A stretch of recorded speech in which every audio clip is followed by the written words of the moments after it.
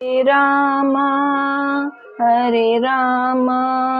राम राम हरे हरे, हरे कृष्णा कृष्णा कृष्णा हरे हरे। संक्षिप्त आनंद रामायण पूर्ण कांड 8वां सर्ग। आनंद रामायण के 9 कांडों का प्रतिपाद्य विषय। आनंद रामायण के श्रवण एवं पाठ की महिमा। श्री राम नवायतन की पूजा का फल। श्री विष्णुदास बोले, हे गुरु, मैं आपसे इस आनंद रामायण की अनुक्रमणिका तथा इसके पाठ एवं श्रवण आदि के फल के विषय में पूछता हूँ। आप मुझे इसे बताने की कृपा करें। कृपा करके आप विस्तार से यह भी बताएं कि इस आनंद रामायण में कितने कांड है, कांडों के अंतर्गत आने वाले सर्गों की संख्या कितनी है तथा सर्गों के भीतर पठित श्लोकों की संख्या कितनी है। इस आनंद रामायण के श्रवण एवं पाठ का उद्यापन किस प्रकार किया जाता है। इस ग्रंथ आनंद रामायण के दान का क्या फल है और इस आनंद रामायण के अनुष्ठान की कौन सी विधि है। इसे सुनने का कौन सा समय निर्धारित किया गया है तथा कांडों की पृथक पृथक संख्या कितनी है, यह सब आप बताने की कृपा करें। श्री रामदास बोले, हे शिष्य, सर्वप्रथम मैं इस अनुक्रमणिका नामक सर्ग के विषय में तुम्हें बताता हूँ, जिसका श्रवण कर लेने से संपूर्ण आनंद रामायण के श्रवण का शुभ फल प्राप्त हो जाता है। सार कांड। इस आनंद रामायण के पहले कांड का नाम सार कांड है। इसमें 13 सर्ग है। पहले सर्ग में देवी कौशल्या के स्वयंवर की कथा वर्णित है। दूसरे सर्ग में श्री राम आदि के जन्म की पवित्र कथा आई है। तीसरे सर्ग में मिथिलापुरी में संपन्न श्री सीता स्वयंवर का आख्यान वर्णित है। चौथे सर्ग में वृंदा आदि के शाप की कथा एवं महर्षि मुद्गल से भेंट की कथा आई है। पांचवें सर्ग में राजा दशरथ जी के पूर्व जन्म की कथा और कैकई के भी पूर्व जन्म का वृत्तांत वर्णित है। छठे सर्ग में श्री राम के वनगमन की कथा विस्तार से बताई गई है। सातवें सर्ग में विराध, जटायु एवं मरीच के वध की कथा, आठवें सर्ग में किष्किंधा में हुए बाली वध की कथा वर्णित है। नौवें सर्ग में सीता शोध, सीता जी की खोज और हनुमान जी द्वारा लंका के दहन की कथा है। 10वें सर्ग में सेतु बंध, रामेश्वर का महात्म्य और काशी विश्वनाथ के वहां प्रतिष्ठित होने का आख्यान आया है। 11वें सर्ग में श्री राम जी द्वारा किए गए रावण आदि राक्षसों के वध की कथा कही गई है। 12वें सर्ग में सीता जी के साथ श्री राम के अयोध्यापुरी गमन की कथा और श्री राम राज्याभिषेक का आख्यान वर्णित है। अंतिम 13वें सर्ग में श्री राम एवं श्री हनुमान जी के पराक्रम का वर्णन आया है। यहाँ पर सार कांड की कथा पूर्ण हो जाती है। यात्रा कांड। दूसरे कांड का नाम यात्रा कांड है। इस कांड में 9 सर्ग है। इस यात्रा कांड के प्रथम सर्ग में महर्षि वाल्मीकि की कथा और उनके मुख से आद्य श्लोक के प्रादुर्भाव की कथा, दूसरे सर्ग में रामायण के विभाजन का आख्यान आया है। तीसरे सर्ग में सीता द्वारा श्री राम से यात्रा की प्रार्थना का वर्णन है। चौथे सर्ग में श्री राम के गंगा यात्रा प्रस्थान का वर्णन है। 5वें सर्ग में मुनि कुंभोदर जी के कथा अनुसार श्री राम द्वारा तीर्थ यात्रा करने के निश्चय संबंधी तथा कथा आई है। छठे सर्ग में पूर्व दिशा के देशों की यात्रा का विस्तार से वर्णन आया है। सातवें सर्ग में श्री राम की दक्षिण देश के तीर्थों की यात्रा वर्णित है। आठवें सर्ग में पश्चिम दिशा के तीर्थों में गमन की कथा आई है। अंतिम नौवें सर्ग में श्री राम जी के द्वारा उत्तर दिशा के तीर्थों की यात्रा का विवरण वर्णित है। यात्रा कांड यहाँ पूर्ण हो जाता है। याग कांड, तीसरे कांड का नाम याग कांड है। इसके पहले सर्ग में गुरु के बताए अनुसार यज्ञों की सामग्री एकत्र करने का वर्णन है। दूसरे सर्ग में श्री राम जी द्वारा यज्ञ के प्रारंभ में होने का वृत्तांत वर्णित है। तीसरे सर्ग में यज्ञ अश्व के द्वारा की जाने वाली पृथ्वी की परिक्रमा कथा है। चौथे सर्ग में मुनिवर कुंभोदर जी तथा श्री राम जी के संवाद की कथा आई है। पांचवें सर्ग में श्री राम जी के मंगलमयी अष्टोत्तर शतनाम स्तोत्र का वर्णन है। छठे सर्ग में अश्वमेध यज्ञ में होने वाली दैनिक क्रियाओं का वर्णन है। सातवें सर्ग में ध्वजारोपण का विधान विवेचित किया है। आठवें सर्ग में श्री राम जी द्वारा किए गए अश्वमेध यज्ञ के अंत में होने वाले यज्ञांत स्नान अववृत स्नान का वर्णन हुआ है। नौवें सर्ग में अश्वमेध यज्ञ की परिपूर्णता का वर्णन आया है। इसी नौवें सर्ग की समाप्ति पर याग कांड पूर्ण हो जाता है। विलास कांड, चौथे कांड का नाम है विलास कांड। इस कांड में 9 सर्ग है। पहले सर्ग में श्री राम स्तवराज का वर्णन आया है। दूसरे सर्ग में श्री जानकी जी के अंतःपुर का वर्णन है। तीसरे सर्ग में श्री राम जी ने देह रामायण का वर्णन किया है। चौथे सर्ग में सीता जी की दिनचर्या और उनके वस्त्राभूषणों का निरूपण हुआ है। पांचवें सर्ग में जल विहार की क्रीड़ा और शेष दैनिक चर्या का वर्णन हुआ है। छठे सर्ग में सीता जी द्वारा अपने भवन में बुलाकर द्विज पत्नी के श्रृंगार मंडन की कथा आई है। सातवें सर्ग में मूर्तियों के दान और देवांगनाओं द्वारा वर प्राप्ति की कथा है। आठवें सर्ग में गुणवती तथा पिंगला के वरदान प्राप्ति की कथा आई है। नौवें अंतिम सर्ग में कुरुक्षेत्र यात्रा और लोपामुद्रा जी के साथ संवाद में जानकी विजय का आख्यान आया है। यहीं पर विलास कांड की कथा पूर्ण हो जाती है। जन्म कांड, पांचवा कांड है जन्म कांड। इसमें 9 सर्ग है। पहले सर्ग में सीता जी के द्वारा उपवन में की गई दोहद क्रीड़ा का वर्णन है। दूसरे सर्ग में विविध क्रीड़ाओं तथा सीमंतोन्नयन नामक संस्कार महोत्सव की विधि वर्णित है। तीसरे सर्ग में रज के द्वारा की गई निंदा को सुनकर श्री राम द्वारा सीता जी के परित्याग का आख्यान निरूपित है। चौथे सर्ग में कुश तथा लव के जन्म एवं कर्मों का वर्णन हुआ है। पांचवें सर्ग में सुखदायक श्री राम रक्षा स्तोत्र का वर्णन है। छठे सर्ग में कमल पुष्पों के आहरण के संदर्भ में लव के विजय पराक्रम की कथा आई है। सातवें सर्ग में प्रभु श्री राम के दोनों पुत्र लव एवं कुश द्वारा किए गए युद्ध के कौतुक का वर्णन है।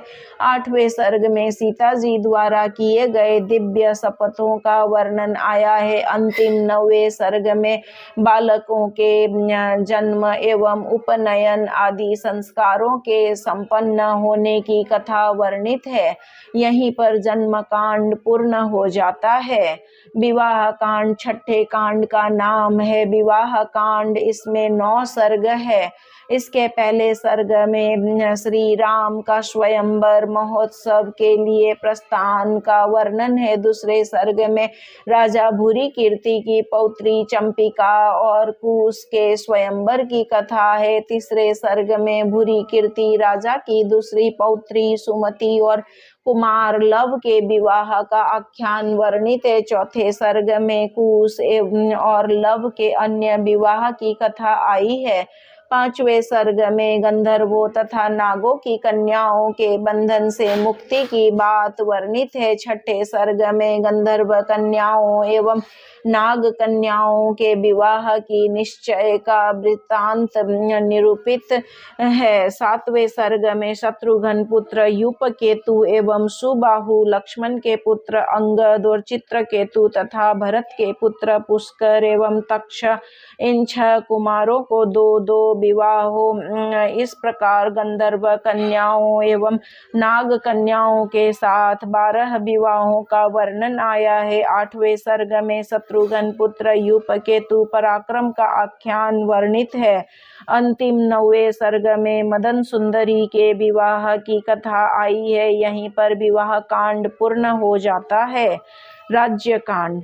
7वें कांड का नाम राज्य कांड है। इस कांड में पूर्वार्ध और उत्तरार्ध को मिलाकर कुल सर्गों की संख्या 24 है। पहले सर्ग में श्री राम सहस्र नाम स्तोत्र आया है। दूसरे सर्ग में श्री राम जी द्वारा देवलोक से कल्प वृक्ष और पारिजात इन 2 वृक्षों को भूतल पर लाने का वृत्तांत आया है। तीसरे सर्ग में श्री रामोपासक एवं श्री कृष्णोपासक के परस्पर संवाद का मनोहर वर्णन है। चौथे सर्ग में 100 स्त्रियों के निद्रा संबंधी वरदान की कथा है। पंचम सर्ग में सीता के विरह में श्री राम की व्यथा और मूलकासुर के वध की कथा आई है। छठे सर्ग में कुमारों को पृथक पृथक राज्यों का आधिपतित्व प्रदान करने का आख्यान निरूपित है। 7वें सर्ग में श्री राम द्वारा भरत खंड पर की गई विजय गाथा को बताया गया है। 8वें सर्ग में श्री राम की जम्बूद्वीप विजय का विस्तार से वर्णन है। 9वें सर्ग में श्री राम द्वारा 6 द्वीपों पर विजय प्राप्ति की कथा आई है। 10वें सर्ग में श्री राम द्वारा यति उलूक एवं गृध्र को दिए गए उपदेश का वर्णन है। 11वें सर्ग में राम द्वारा 4 स्त्रियों को दिए गए वरदान की कथा निरूपित है। 12वें सर्ग में 16,000 स्त्रियों को वरदान प्राप्ति वर्णित है। 13वें सर्ग में श्री राम द्वारा राज्य भर में अमर्यादित हास्य पर प्रतिबंध लगाने की कथा है। 14वें सर्ग में महर्षि वाल्मीकि जी द्वारा अपने 3 जन्मों की कथा बताई गई है। 15वें सर्ग में श्री राम राज्य की विशेषताओं का विस्तार से वर्णन आया है। 16वें सर्ग में श्री राम द्वारा कही गई राजनीति का विस्तृत वर्णन आया है। 17वें सर्ग में कुमार कुश की कन्या के स्वयंवर की कथा है। 18वें सर्ग में ब्राह्मणों के लिए रामनाथपुर के दान का वर्णन है। सर्ग 19 में श्री राम जी की उत्तम दिनचर्या का वर्णन है। 20वें सर्ग में सभी अवतारों में श्री रामा अवतार की श्रेष्ठता का विवेचन किया गया है। 21वें सर्ग में श्री राम द्वारा प्रसन्न होकर दासी को दिए गए वरदान का वृत्तांत है। 22वें सर्ग में देवी सीता द्वारा टूटे हुए तुलसी पत्र को पुनः वृक्ष में जोड़ने की कथा है। 23वें सर्ग में श्री आनंद रामायण के श्रवण का फल एवं उसकी महिमा का वर्णन है। अंतिम 24वें सर्ग में श्री राम द्वारा यम को शिक्षा प्रदान करने की तथा प्रजा को धर्मोपदेश की कथा वर्णित है। यहाँ पर राज्य कांड की कथा पूर्ण हो जाती है। मनोहर कांड। 8वां कांड है मनोहर कांड। इसमें कुल 18 सर्ग है। इस कांड के पहले सर्ग में लघु रामायण बताया गया है जो अत्यंत शुभ एवं मंगलकारी है। दूसरे सर्ग में श्री राम द्वारा नगर निवासियों तथा कौशल्या आदि माताओं को दिलाए गए ज्ञानोपदेश की कथाएं वर्णित है। तीसरे सर्ग में श्री राम जी की पूजा एवं उपासना पद्धति का विस्तार से वर्णन है। चौथे सर्ग में रामालिंगत्व भद्रों के निर्माण एवं उनकी उपासना विधियों का विस्तार से वर्णन किया गया है। पांचवें सर्ग में रामालिंगत्व भद्र चक्र के विविध वेदों को निरूपित किया गया है। छठे सर्ग में श्री राम नवमी व्रत का विधान तथा श्री राम नवमी कथा को बताया गया है। सातवें सर्ग में लक्ष्मण राम नाम जप व्रत की उद्यापन विधि का वर्णन है। आठवें सर्ग में वेदादि शास्त्रों के पाठ परायण आदि के महात्म्य को बताया गया है। नौवें सर्ग में प्रभु श्री राम जी की 2.5 मास तक की जाने वाली पूजा विधि का वर्णन है। 10वें सर्ग में चैत्र मास की महिमा का निरूपित है। 11वें सर्ग में चैत्र मास में स्नान करने से सबको प्राप्त होने वाली सद्गति का वर्णन है। 12वें सर्ग में राजा राम जी द्वारा बहुत सी स्त्रियों को बताए गए अद्वैत तत्व का निरूपण हुआ है। 13वें सर्ग में वायुपुत्र, 14वें सर्ग में श्री सीता जी के कवच आदि का निरूपण किया गया है। 15वें सर्ग में श्री राम जी के लक्ष्मण भरत आदि भाइयों के कवचों को बताया गया है। 16वें सर्ग में श्री हनुमत पताका रोपण व्रत का विधान वर्णित है। 17वें सर्ग में श्रेष्ठ सार रामायण का वर्णन है। 18वें सर्ग में श्री हनुमान जी द्वारा अर्जुन के बाणों से निर्मित सेतु के खंडन की कथा आई है। यहाँ पर मनोहर कांड पूर्ण हो जाता है। पूर्ण कांड 9वां कांड पूर्ण कांड कहा गया है। इसमें 9 सर्ग है। पूर्ण कांड के पहले सर्ग में महर्षि वाल्मीकि जी द्वारा बताए गए सोमवंश के विस्तार की महर्षि वाल्मीकि जी द्वारा बताए गए सोमवंश के विस्तार की कथा निरूपित है। दूसरे सर्ग में श्री रामचंद्र जी की हस्तिनापुर यात्रा का वर्णन है। तीसरे सर्ग में सोमवंशीय एवं सूर्यवंशीय राजाओं के मध्य हुए भीषण संग्राम का वर्णन है। चौथे सर्ग में सूर्य एवं चंद्रवंशी राजाओं की परस्पर मैत्री का वर्णन हुआ है। 5वें सर्ग में श्री राम जी द्वारा कुश आदि राजकुमारों को उनकी राजधानियों में प्रेषण की कथा है। 6ठे सर्ग में श्री राम जी की श्री गंगा मार्ग से वैकुंठ रोहन की कथा निरूपित है। 7वें सर्ग में सूर्यवंशी राजाओं की वंशावली निरूपण हुआ है। 8वां सर्ग अनुक्रमणी का सर्ग के नाम से विख्यात है, जिसमें आनंद रामायण के 9 कांडों में के अंतर्गत आए हुए सभी सर्गों के प्रतिपाद्य विषय का यथाक्रम वर्णन है। अंतिम 9वें सर्ग में इस आनंद रामायण नामक ग्रंथ के श्रवण आदि के महात्म्य एवं फल का निरूपण किया गया है। इस प्रकार से नवसर्गात्मक 9वां कांड यहाँ पूर्ण हो जाता है। श्री रामदास बोले, हे शिष्य विष्णुदास, इस प्रकार से मैंने संपूर्ण आनंद रामायण की अनुक्रमणिका तुम्हें बतला दी है। इस अनुक्रमणिका के सुन लेने मात्र से संपूर्ण आनंद रामायण के श्रवण का फल प्राप्त हो जाता है। इस आनंद रामायण ग्रंथ का नित्य श्रद्धा से पूजन करना चाहिए। हे शिष्य, ग्रंथ के पूजन का जो विशेष विधान उसे भी मैं बता रहा हूँ, तुम सुनो।